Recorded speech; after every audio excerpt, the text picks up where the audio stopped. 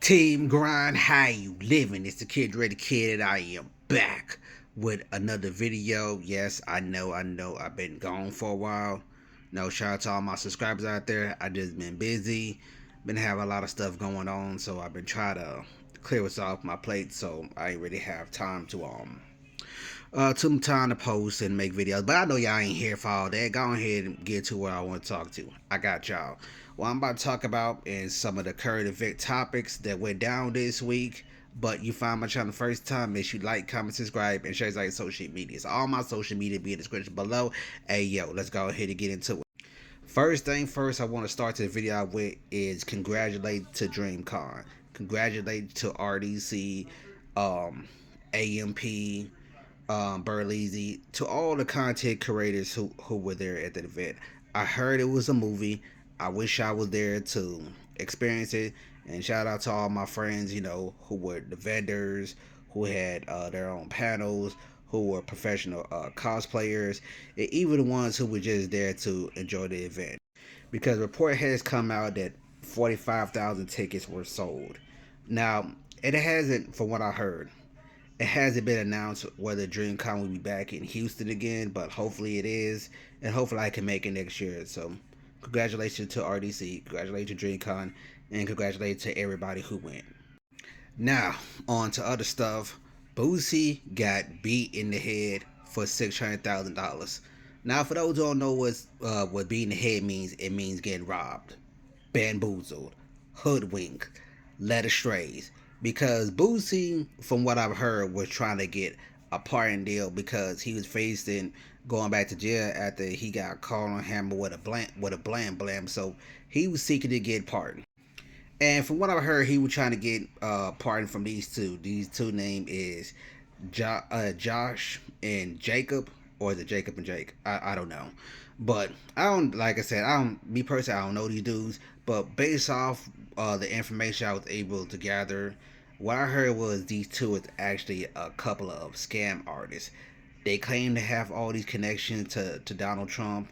And what it sees from this article right here, they got a history scamming people, more particularly black people. It seemed like they were trying. It seemed like, what? Let me not say trying. They lied about be able to get Boosie pardon because they said they had connection to Donald Trump. In all actuality, they really didn't have any connection to Donald Trump or any of the MAGA people for some reason. And according to what I've heard, they had this contract. The contract was horribly written, from what I heard. They said if they're not able to get Boosie pardon, they had to give half the money back. But except they didn't get half of the money back.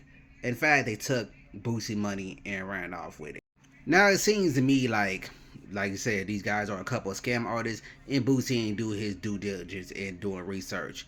So my whole thing is, I think Boosie is and should counter sue these guys to get his money back because they ran off on the plug.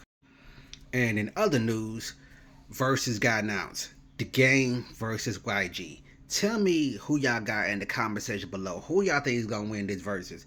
The Game or YG? Versus, it's me. Basically, it's me versus my little brother. Shout out to my little brother. But nah, in all seriousness though, I got the Game winning. Heck, the Game could just play all his G Unit diss tracks here and win in my book. I'm just playing, y'all. But the ball and the advantage, in my opinion, is definitely in the Game corner. And I will be checking this one out. But leave y'all thoughts in the comment section below. Who y'all think is gonna win this one? I think this is gonna be a good versus battle, in my opinion. But we shall see. Because one thing I do gotta mention, versus isn't always about the hits. It's about the psychological game, the psychological warfare, and being able to goat your your opponent to playing their best hits early. Then you could be able to counter it. So, but even with that being said, I still think the game's gonna win.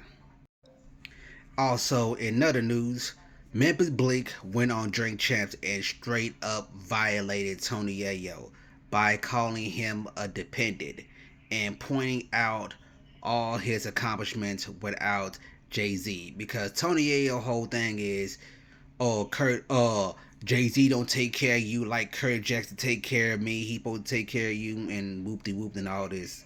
And Memphis Bleak whole thing is, bro, I am a grown man. I got my own things going on. I don't need Jay-Z to take care of him, to take care of me. And I mean, you can just look at the stat sheet right here. Just look at the stat sheet. Memphis Bleak clearly wins here. No, no, man. No, man. Tony Yayo wins. Tony Yayo wins. Because look at that. Tony Yayo got a platinum plaque. Yeah, so he sold more records, so he wins. Also, these be the same people that tell you record sales don't matter. Record sales only matter when it comes down to their favorite. But even if you want to go record sales, Memphis Bleak still outsold him.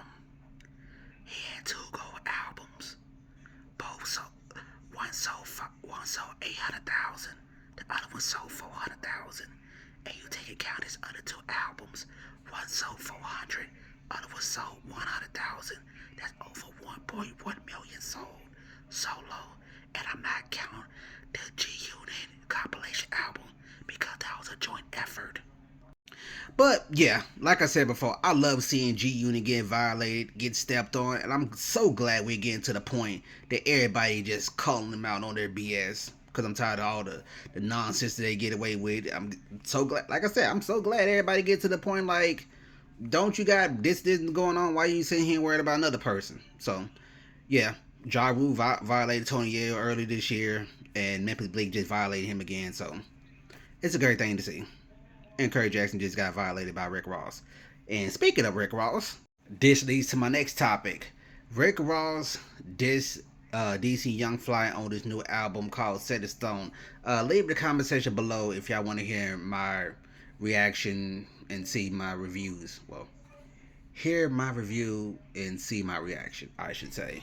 Because I'm currently listening to this album. I'm not done listening to it yet because I'm trying to give it time to digest and listen to it over again so I can fully get the full experience of this album. But yes, Rick Ross ended up dissing DC Young Fly on this album.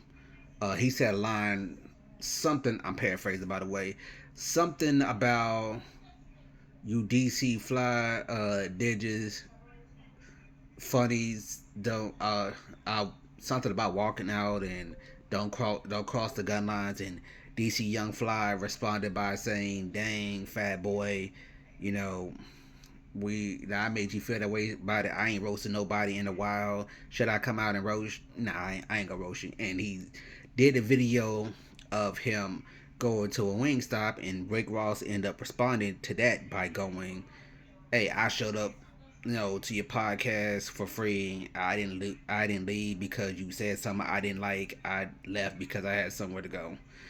I don't too much believe in what Rick Ross said on that one, but I don't think he should have really dissed DC Young Fly. He dissed a lot of people on this album, but I feel like he should have dissed DC Young Fly because this whole thing is really petty and just not nonsensical. But leave y'all thoughts in the comment section below. Do you think Rick Ross was right? Do you think DC Young Fly is right? Let me know what you think. And well, that's the end of this video. Make sure you like, comment, subscribe, and share out your social medias. Remember, every season, grind season. It's the Underground Takeover, man. Let's get it.